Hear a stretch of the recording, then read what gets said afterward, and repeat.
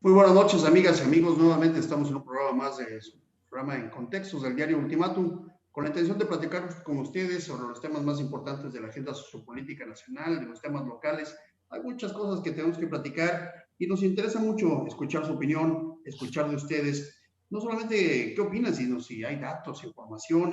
Eso es muy importante. Un acto de comunicación no es solamente emitirlo, también hay que escucharnos. Y de eso se trata. Para empezar, bueno, como lo hacemos todos los días, vamos a enviarle un abrazo muy afectuoso, un abrazo solidario a todas las personas que están pasando por esta terrible pandemia del COVID, que hoy se habla de una tercera ola, presencia de nuevas cepas, alfa, beta, gamma, delta, epsilon, hablan ya de una nueva beta.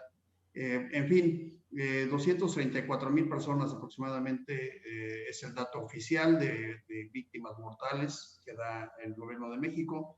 Algunos reportes hablan de hasta 600,000 víctimas por exceso de muertes.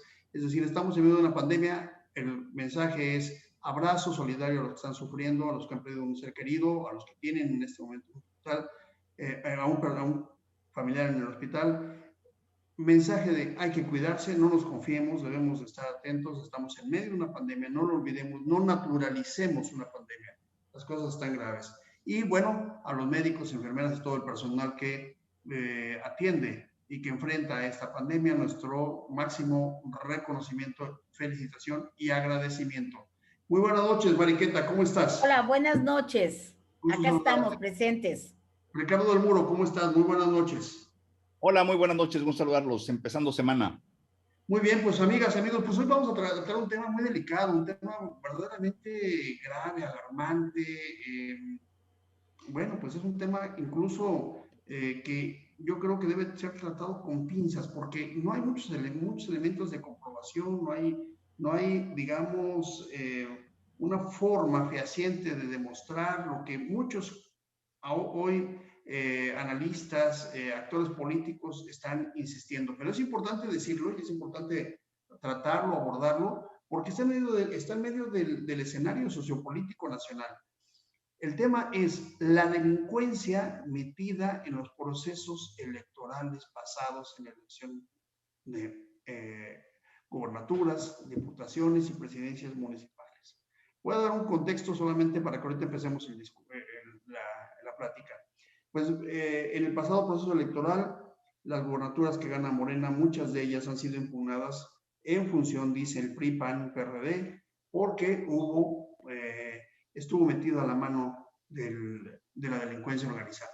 Todos sabemos, digo, México ha estado sujeto, dominado, digamos, sometido en varias regiones del país, regiones que, bueno, el propio presidente ha reconocido como Aguililla, Aguililla en Michoacán, algunas partes en Guerrero, Lázaro Cárdenas también en Michoacán, las ciudades más importantes de la frontera norte, Tijuana,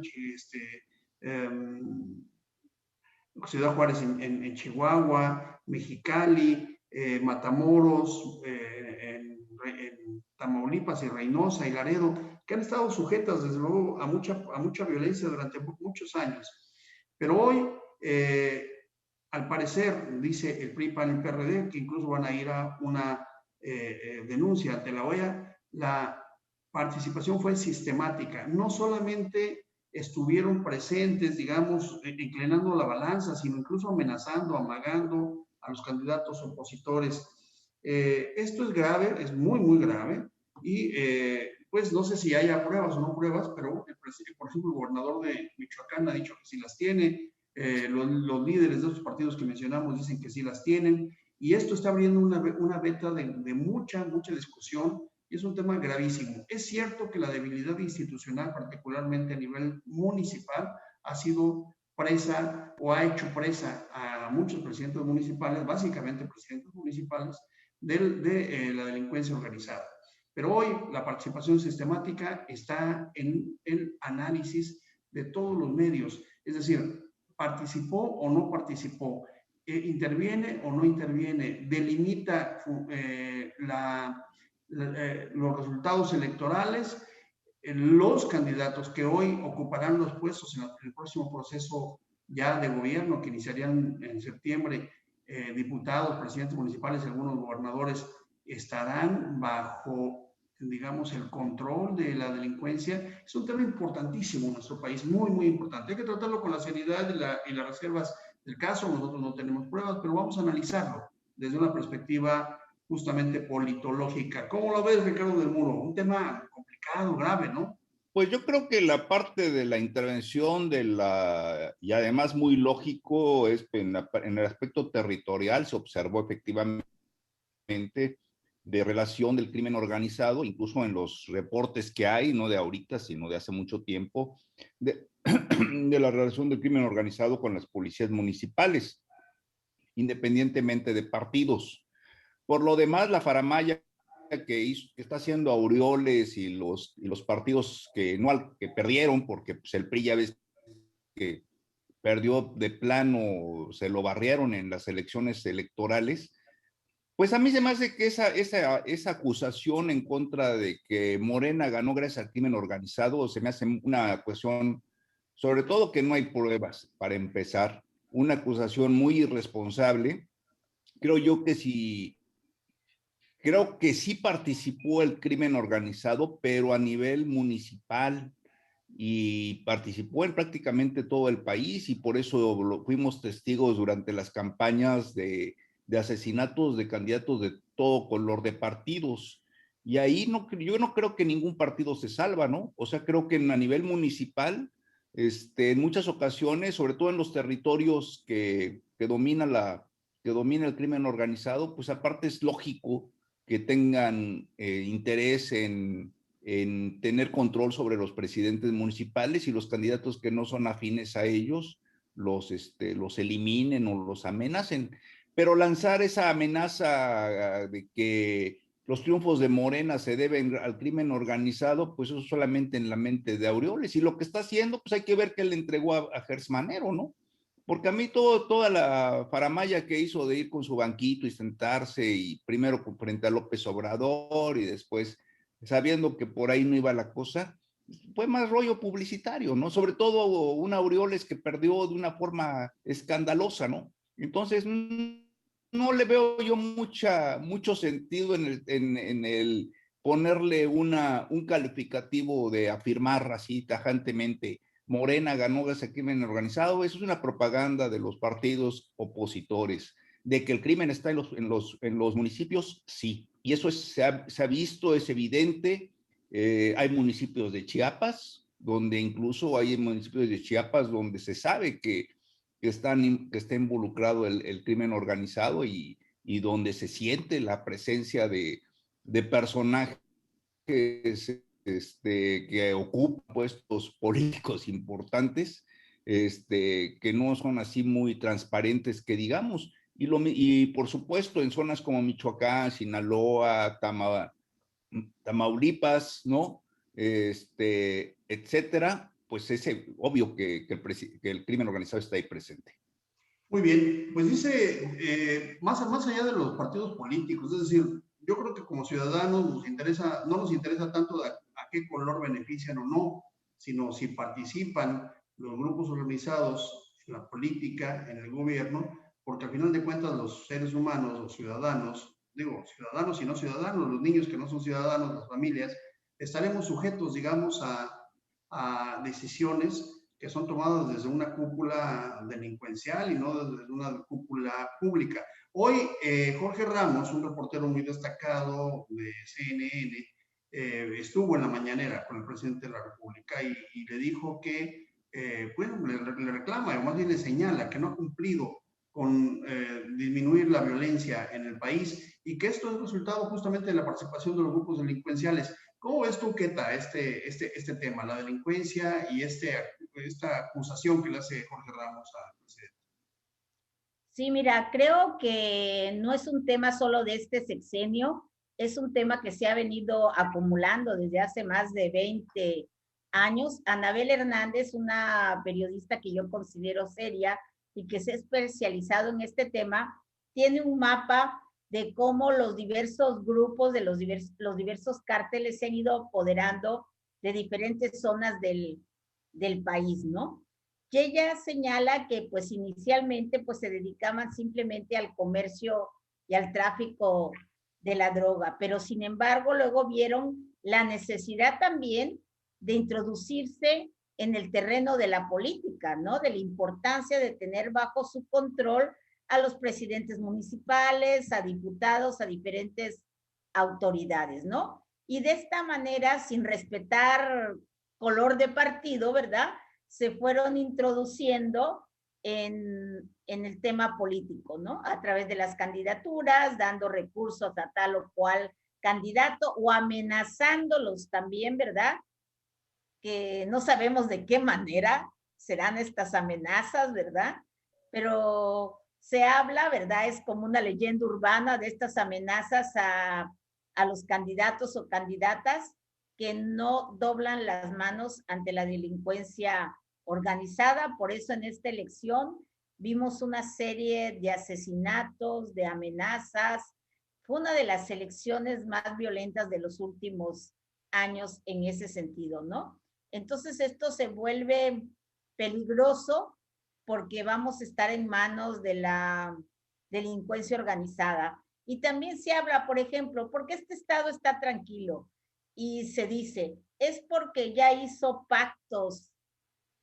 Uno habla sin pruebas, ¿no? Sí, sí, sin pruebas. Sin pruebas, muy a la ligera, ¿no? Sí, Es sí. porque este estado ya hizo pactos con tal o cual grupo organizado, por eso permanece tranquilo, ¿no?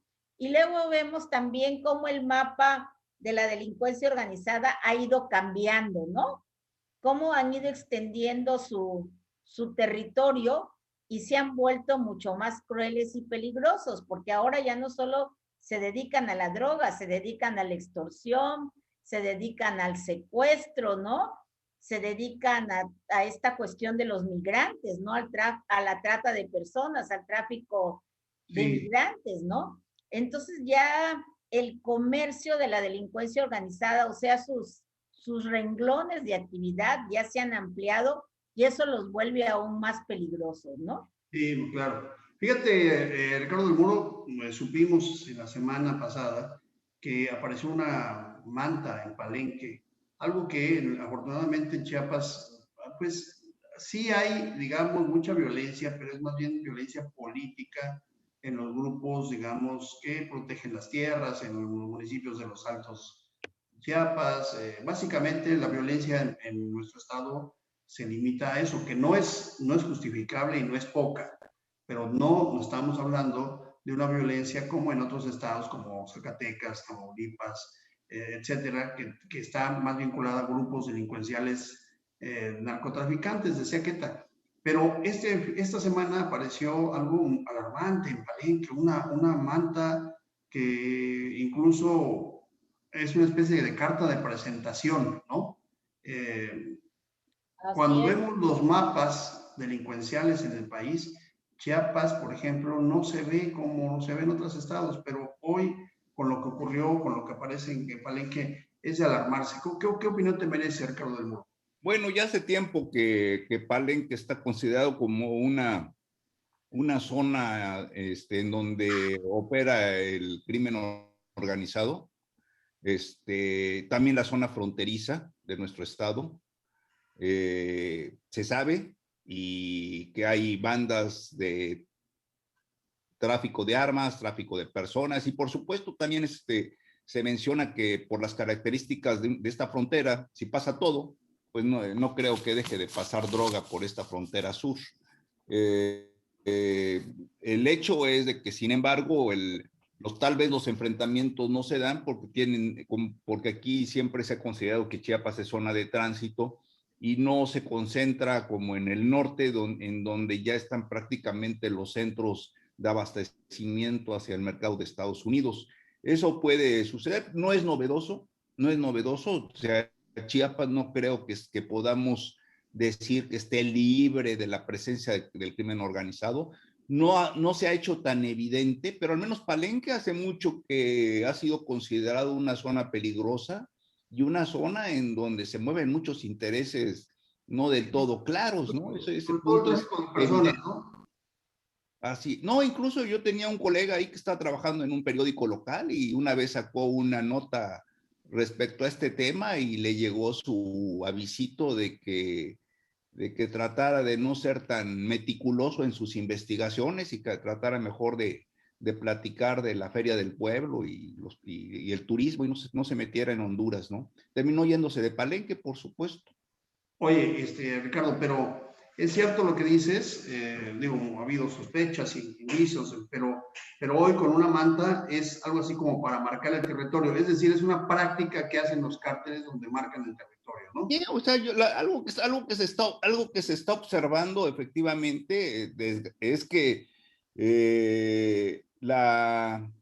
tal vez un poquito, tal vez algún periodista más especializado en el tema lo podría explicar de mejor forma, pero lo que sí se observa es de que lo que ha sucedido es que las organizaciones bien organizadas del crimen organizado, por valga la redundancia, las agrupaciones del crimen organizado perfectamente estructuradas se han pulverizado y se han pulverizado en grupos casi de tipo de pandilleril. Entonces ahorita en muchos lugares y entonces ya los que están al frente ya no son aquellos mafiosos que trataban de tener un perfil bajo, que buscaban la forma de estar un poco alejados de la violencia, sino que ya son prácticamente gatilleros y gente demasiado evidente en sus acciones. Y entonces es lo que se está observando. Yo creo que es el gran problema de México en general, que se ha pulverizado. Hay muchísimos grupos. El presidente hablaba el otro día que también Reforma se encargó de corregirle la plana. Él hablaba de 4 grupos, ¿no?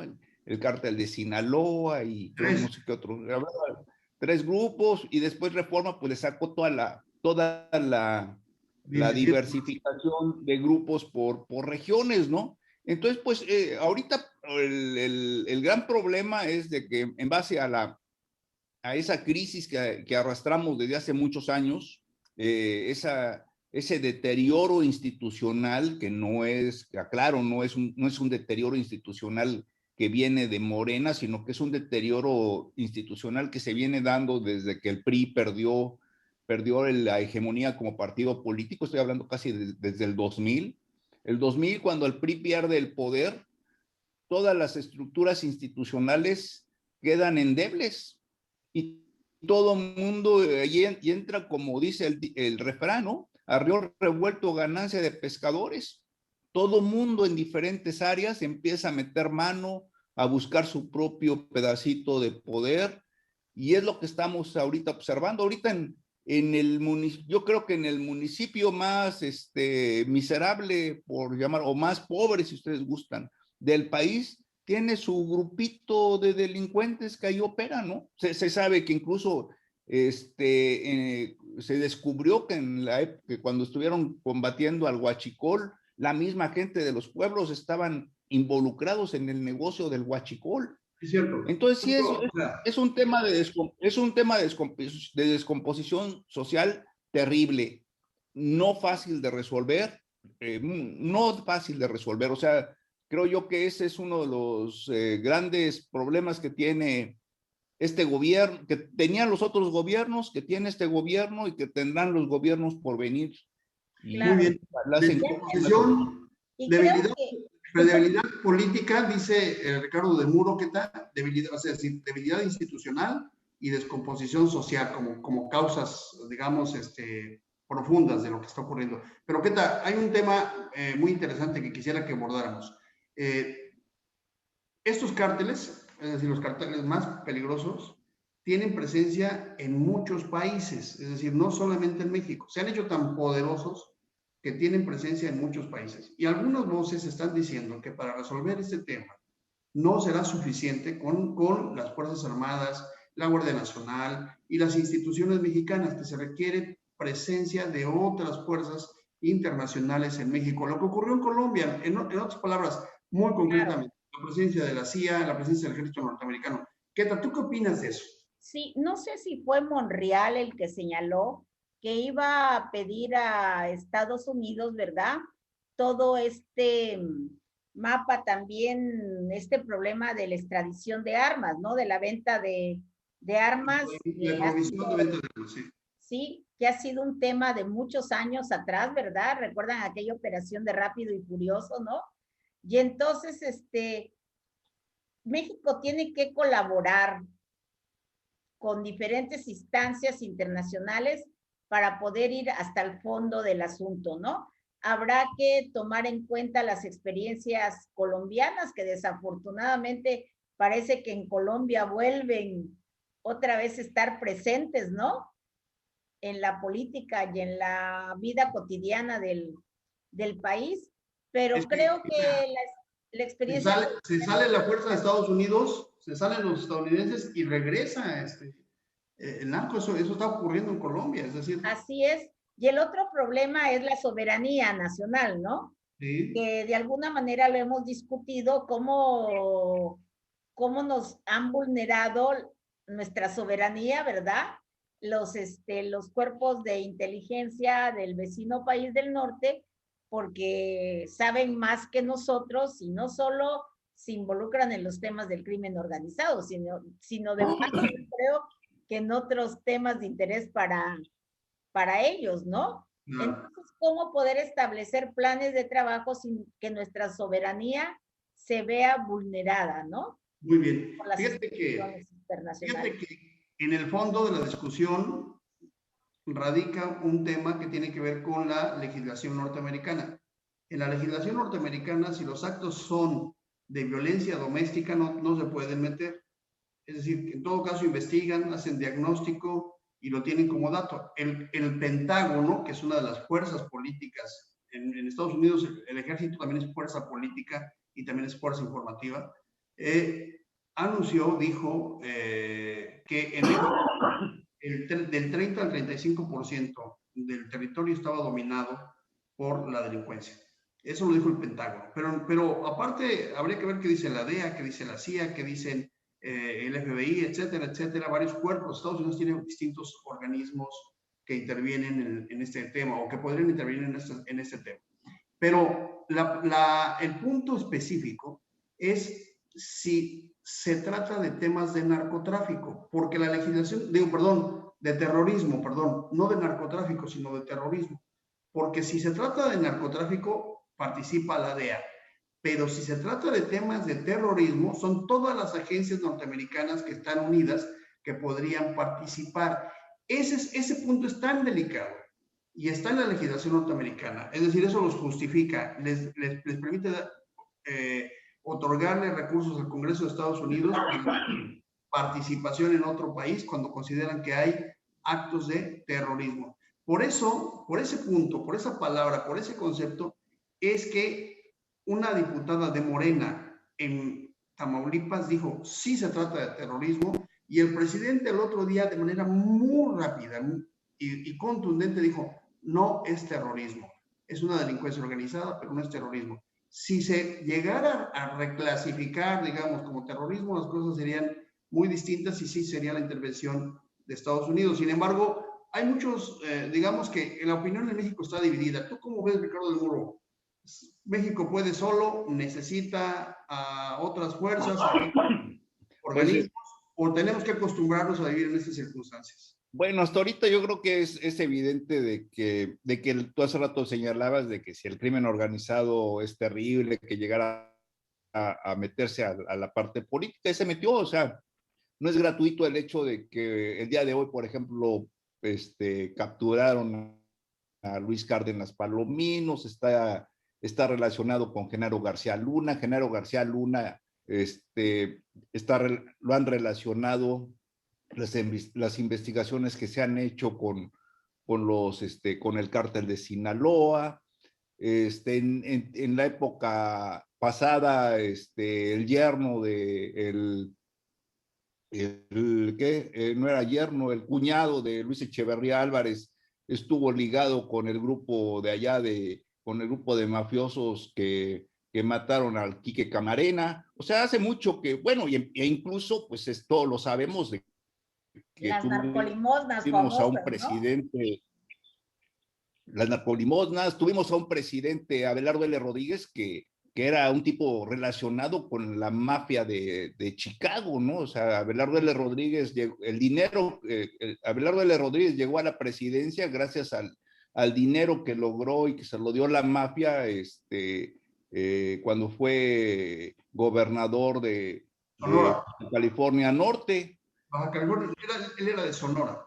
Sí, pero estaba en Baja California. Territorio todavía, ¿no? Era territorio, no era un territorio. Sí, pero estuvo ahí. Él fue el que abrió los casinos. Sí, así es. Abrió Baja California. Y bueno, hasta ahora, tantos años, durante mucho tiempo, Abelardo L. Rodríguez. También, ¿no? Que fue gobernador de Sonora, ¿no? Sí, pero por ejemplo, Abelardo L. Rodríguez, durante mucho tiempo, pues todo el mundo lo veíamos en los libros de texto gratuito como uno de tantos presidentes honorable mexicano, ¿no? Ya ahorita, ya después de tantos años, pues ya sabemos que era un pillo de primera. Y así es, o sea, realmente el crimen ha estado metido y está metido no solamente en México, en todos lados está metido con los políticos. Hay una relación casi simbiótica, ¿no? No con todos los políticos, no con todos los políticos, por supuesto hay políticos honrados. Bueno, pues tan es así que hasta la fecha los asesinatos a los hermanos Kennedy, hay toda una línea de investigación, qué tan metida estuvo ahí la mafia de Estados Unidos. Pero, en fin, yo lo que creo que es un tema, es muy difícil, porque, por un lado, los avances que se han dado respecto a cuando se han dado buenos golpes contra las cabezas mafiosas de México, ha sido gracias a la intervención de la DEA. O sea, Estados Unidos es el que en un momento determinado es el que ha decidido en qué momento interviene contra determinado grupo de narcotráfico. ¿No? Y como que hay yo me imagino que como que hay cierto tipo de reglas, ¿no? Como que si un grupo de narcotraficantes actúa dentro de lo que podríamos llamar el negocio de la fabricación, comercio de las drogas, sin ser un grupo demasiado violento y sin ostentarse mucho públicamente, de alguna manera eso garantiza su sobrevivencia. En el momento en que rompe ese parámetro que le marcan y comete algún asesinato contra algún político o hace un atentado demasiado evidente contra la población civil, o lo que es peor, como sucedió en el caso de Caro Quintero, atenta contra la vida de un agente de la DEA o de un agente estadounidense, en ese momento prácticamente el gobierno de Estados Unidos se le viene encima y los pescan, ¿no? Cuando ya llegan a ser elementos peligrosos, nocivos para la estabilidad política. Lo que pasó claro, sí. Cuando sí, porque Estados Unidos intervino con las bombas que puso Pablo Escobar, ¿no? Pero incluso, sí, yo estoy, la vez que he leído y he visto la biografía de Pablo Escobar, yo creo que la peor estupidez que hizo Pablo Escobar fue meterse a la política. Si no se hubiera metido a la política, a lo mejor todavía seguiría operando. Sí, o sea, como que llegan a un momento que no tienen límites y entonces empiezan a tener... sí, como que se invaden territorios. De poder. Sí, se invaden territorios.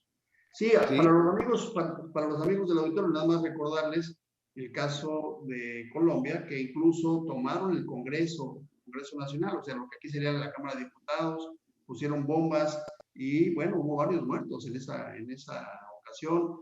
Llegó al tal grado de, digamos, de locura la relación de la persecución al narcotráfico, particularmente al cártel de Cali. Cali, sí. Que, bueno, bombas por todos lados, había un terrorismo terrible en todo Estados Unidos y bajó un poco, pero México está viviendo esa etapa, estamos ya a ese nivel. Lo que pasó con los de Varón en el norte, lo que pasó en la matanza de Reynosa recientemente, que incluso mereció una carta del Papa. Fíjate, es algo interesantísimo. El Papa, la Iglesia también intervino en ese caso, o sea, es decir, está diciendo con los civiles no se metan, porque sí, efectivamente ha habido muchas muertes, se presupone que entre grupos delincuenciales, pero eso que saquen la metralleta y empiezan a disparar contra civiles, lo que ocurrió en Reynosa es terrible. ¿Cómo ves que tal? Sí, creo que desafortunadamente han llegado a un exceso de crueldad, ¿no? Antes, esta parte del crimen organizado, ¿verdad? Se limitaba al, al tráfico de las drogas, ¿verdad? Pero no se metía con la población civil. Pero de repente ahora ha llegado a unos extremos de crueldad. Y a mí me da mucho coraje, a mí no me gusta estas series de narcos que se han hecho famosas y que son muy vistas, ¿verdad? Sí, Porque naturalizan. naturalizan y glorifican y los vuelven héroes, ¿no? Así es. Ahorita hay otra serie de Allende, ¿no? Sobre la matanza a migrantes, Sí. esa que estuvo tan cruel, ¿verdad? Y Sí, que sí, puso en jaque a toda una población en el norte, ¿no? Huila, sí. ¿Sí? Y entonces ahí sí están atendiendo a la parte de las víctimas, ¿no?